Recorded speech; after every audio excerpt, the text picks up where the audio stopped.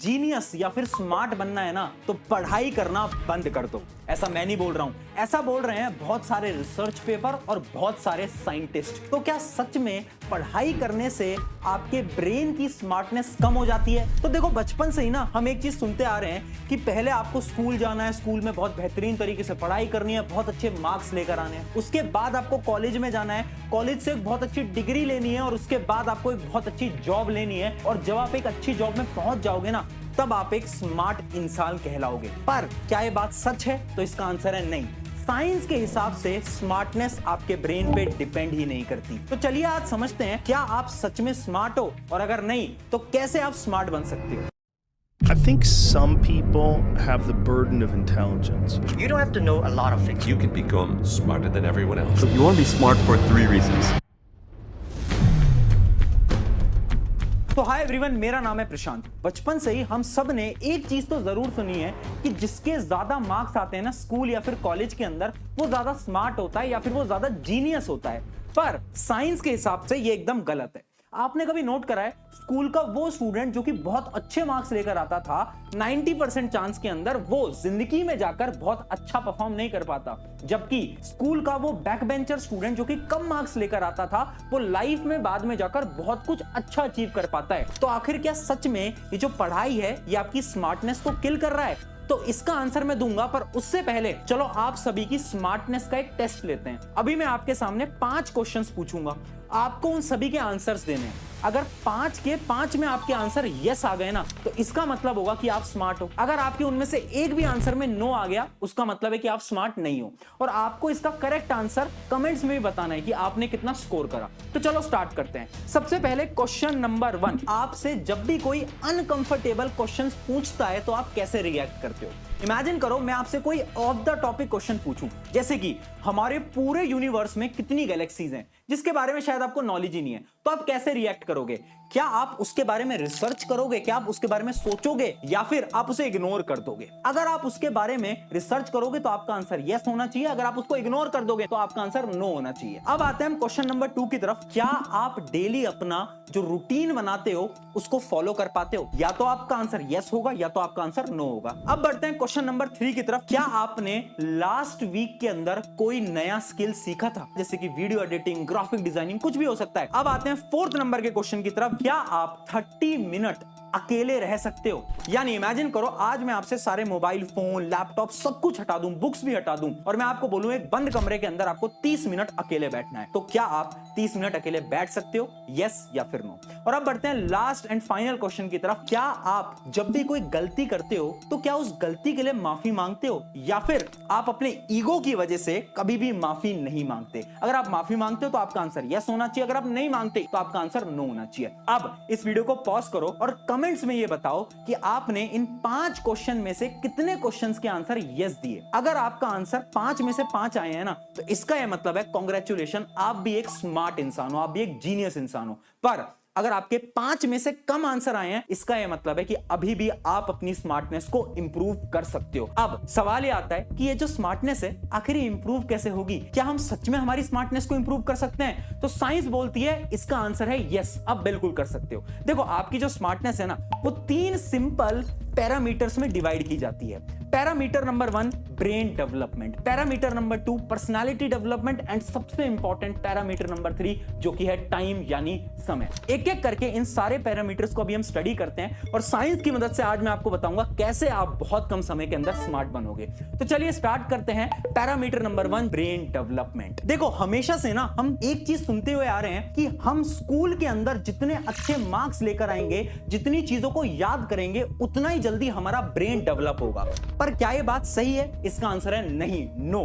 देखो, साइंस की मदद से समझते हैं, जब भी आप किसी भी चीज को याद करने की कोशिश करते हो ना, तो आपके ब्रेन का एक छोटा सा पार्ट जो कि मेमोरी को स्टोर करता है वही एक्टिवेट होता है, जबकि आपका जो ब्रेन का सबसे बड़ा पार्ट है जो कि है लर्निंग पार्ट, वो तो कभी एक्टिवेट ही नहीं हो पाता। स्पेशली इंडियन एजुकेशन के अंदर हमें ज्यादा समय रटने के ऊपर फोकस कराया जाता है, ना कि चीजों को समझने पे, जिस वजह से ब्रेन डेवलपमेंट बहुत ज्यादा इंपॉर्टेंट है। अब सवाल यह है कि हम कैसे अपना ब्रेन डेवलप कर सकते हैं, तो उसके भी हैं 2 simple step. Step number 1, daily brain gym. जैसे हम हमारी बॉडी को जिम भेजते हैं ना, वैसे ही आपको अपने दिमाग को जिम भेजना पड़ेगा। इसको एक सिंपल सी स्टोरी से बताता हूं। एक बार एक एवरेज स्टूडेंट था जो कि ना बहुत परेशान हो गया था, क्योंकि वो अपनी क्लास के अंदर बहुत कम मार्क्स लेकर आता था। उसकी क्लास के अंदर हर कोई टॉपर था, बस उसी के ही मार्क्स नहीं आ पाते थे। वो बहुत परेशान रहता था, हर रोज यही सोचता रहता था।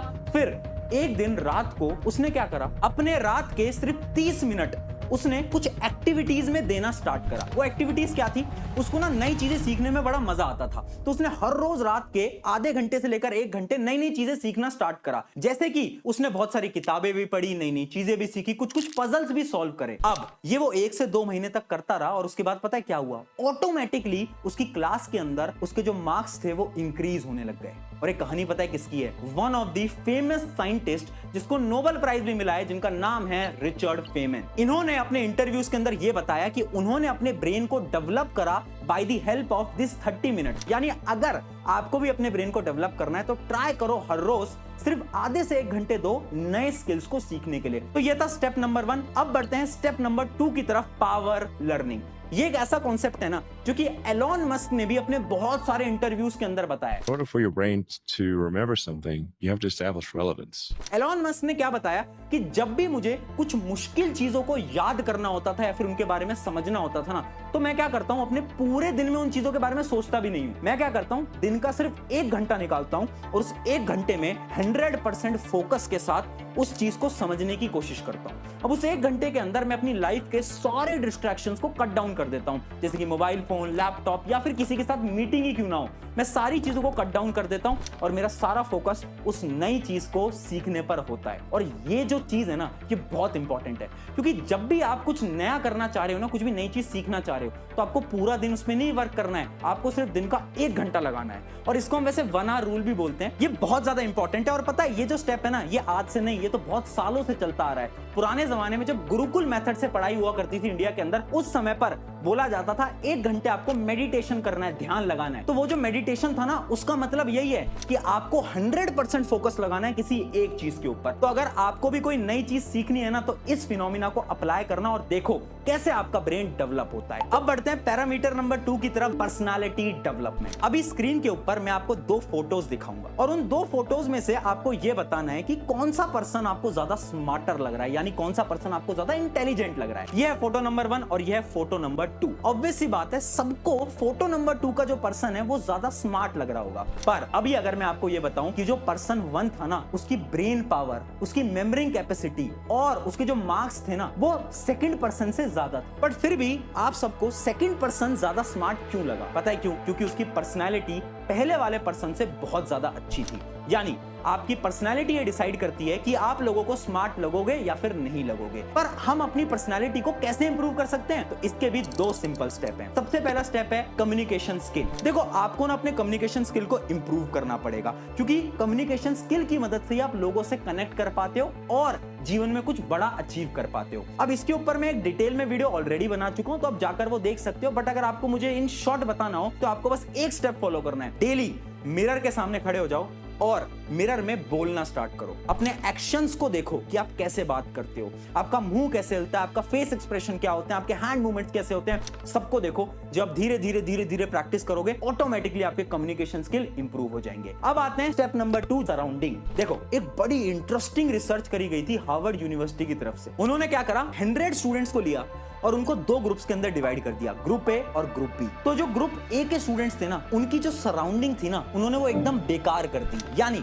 उन्हें कुछ ऐसी सराउंडिंग में रखा जिसके अंदर बहुत अजीब प्रकार के लोग थे। जैसे कि उनके जो फ्रेंड्स बनाए गए वो ऐसे लोग थे जिनके लाइफ में कोई गोल नहीं थे, उनको कुछ अचीव नहीं करना था, और उनको ऐसे कुछ घरों में रखा गया जिस होम का जो एनवायरनमेंट था वो बहुत ज्यादा नेगेटिव था। जबकि जो ग्रुप बी था, तो जो दोस्त दिए गए वो बहुत ज्यादा अच्छे दिए गए, जिनकी वजह से उनकी जो सराउंडिंग थी वो बहुत ज्यादा पॉजिटिव हो गई। अब इन सभी स्टूडेंट्स का कुछ समय बाद ब्रेन टेस्ट होता है और ब्रेन टेस्ट को देखकर हर एक साइंटिस्ट शॉक हो जाता है, क्योंकि वो जो ग्रुप बी था ना, उनकी ब्रेन की परफॉर्मेंस इंटेलिजेंस बहुत ज्यादा थी as compare to group A. इसका यह मतलब है कि आपका दिमाग आपकी सराउंडिंग में क्या क्या हो रहा है उसी अकॉर्डिंग आपका दिमाग डेवलप होगा। अगर आपकी सराउंडिंग अच्छी होगी ना तो आपका दिमाग जल्दी डेवलप होगा, आप जल्दी स्मार्ट बन पाओगे, जल्दी इंटेलिजेंट बन पाओगे। पर अगर आपकी सराउंडिंग ही बेकार होगी तो उससे क्या होगा ना कि आपके ब्रेन पे भी इंपैक्ट आएगा और आपकी जो लर्निंग पावर है वो भी कम हो जाएगी। इस वजह से अगर आपको अपनी पर्सनालिटी को डेवलप करना है सबसे पहले अपनी सराउंडिंग को सही करो। तो यह था हमारा पैरामीटर नंबर 2 जो कि है पर्सनालिटी डेवलपमेंट। अब बढ़ते हैं लास्ट एंड फाइनल एंड सबसे इंपॉर्टेंट पैरामीटर, द टाइम। देखो, हर एक स्मार्ट इंसान या फिर हर एक सक्सेसफुल इंसान की एक खूबी होती है कि उसे अपने टाइम की वैल्यू होती है। अगर आप किसी भी सक्सेसफुल इंसान से मिलोगे ना तो उसके लिए सबसे इंपॉर्टेंट उसका टाइम होगा। True success in your life will be when you can manage your time. और बहुत सारे सक्सेसफुल लोगों के लिए तो पैसों से ज्यादा इंपॉर्टेंट भी उनका टाइम होता है। ऐसा क्यों? क्योंकि उन्हें उनके टाइम की इंपॉर्टेंस पता है। अब देखो, अगर तुम्हें अपने टाइम को मैनेज करना नहीं आएगा ना तब तक आप कभी भी स्मार्ट नहीं बन पाओगे। पर ये टाइम मैनेज होता कैसे है? तो 2 सिंपल स्टेप हैं। पहला स्टेप तो सबको पता है, आपको क्या करना है, अपने दिन के जितने भी डिस्ट्रैक्शंस हैं उनको एक नोटबुक में लिख लेना है। जैसे कि इमेजिन करो आपका डिस्ट्रैक्शन क्या है, आप बहुत ज्यादा गेमिंग करते हो, आप मोबाइल फोन ज्यादा चलाते हो, आप सोशल मीडिया ज्यादा चलाते हो, तो उन सारे डिस्ट्रैक्शंस को नोट डाउन करो।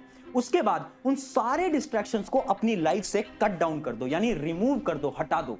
उससे क्या होगा ना, जब आपके सारे डिस्ट्रैक्शंस ही खत्म हो जाएंगे तो आप सारा समय अपने गोल पे फोकस कर पाओगे। तो ये तो था स्टेप नंबर 1 जो कि बहुत सिंपल था। अब आते हैं स्टेप नंबर 2 और सबसे इंपॉर्टेंट स्टेप की तरफ, साइलेंस। साइलेंस से आप अपना टाइम मैनेज कर सकते हो। सुन के शौक लगाना। अभी एक स्टोरी की मदद से समझाता हूं। एक बार क्या हुआ कि एक इंसान आता है गौतम बुद्ध के पास और वो इंसान ना बहुत ज्यादा परेशान था। उसकी लाइफ में बहुत सारी प्रॉब्लम्स थी और वो गौतम बुद्ध से बोलता है कि मेरी लाइफ में पता है कितनी सारी प्रॉब्लम्स है, मैं तो परेशान हो चुका हूं, मेरी लाइफ तो एकदम बेकार हो चुकी है, मुझे इन सारी प्रॉब्लम्स का प्लीज कुछ सोल्यूशन दे दो। पता है गौतम बुद्ध क्या बोलते हैं? आपको इस पेड़ के नीचे 2 साल तक चुप रहना है। जब आप 2 साल तक चुप रहोगे ना तो तुम्हारी ये जितनी भी प्रॉब्लम है ना इसके सोल्यूशन मैं तुम्हें दे दूंगा। वो इंसान शॉक हो जाता है, पर क्योंकि वो बात गौतम बुद्ध ने बोली थी तो इंसान उनकी बात मान लेता है और वो 2 साल तक जैसे तैसे चुप रहता है। 2 साल बाद गौतम बुद्ध आते हैं और उनसे बोलते हैं कि अब बताओ तुम्हारी लाइफ की क्या प्रॉब्लम है। तो वो इंसान थोड़ा सा मुस्कुराता है और गौतम बुद्ध से बोलता है कि मेरी सारी प्रॉब्लम्स खत्म हो चुकी है। इससे क्या सीखने को मिला कि जब वो इंसान साइलेंस में था ना तो उसने अपनी सारी प्रॉब्लम्स के सॉल्यूशन ऑटोमेटिकली निकाल लिए। अब हो क्या रहा है ना, आज की दुनिया में हम साइलेंस में रह ही नहीं पा रहे हैं। हम सारे समय किसी ना किसी से कुछ ना कुछ बोलते रहते हैं जिस वजह से हमारा दिमाग प्रॉपर्ली काम ही नहीं कर पा रहा है। तो अगर आपको अपने टाइम को बचाना है ना, सबसे पहले शांत हो जाओ।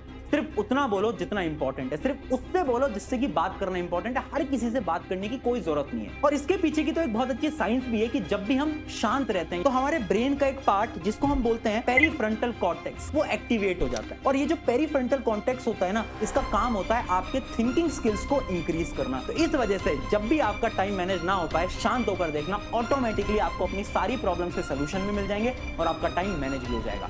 तो ये थी हमारी वीडियो जिसके अंदर मैंने आपको बताया कि स्मार्ट कैसे बन सकते हैं। अब आप मुझे बताओ कि आप इसको फॉलो करने वाले हो या नहीं करने वाले हो। अगर करने वाले हो तो अपने एक दोस्त के साथ इस वीडियो को जरूर शेयर कर देना। शुक्रिया एवरीवन, मेरा नाम है प्रशांत।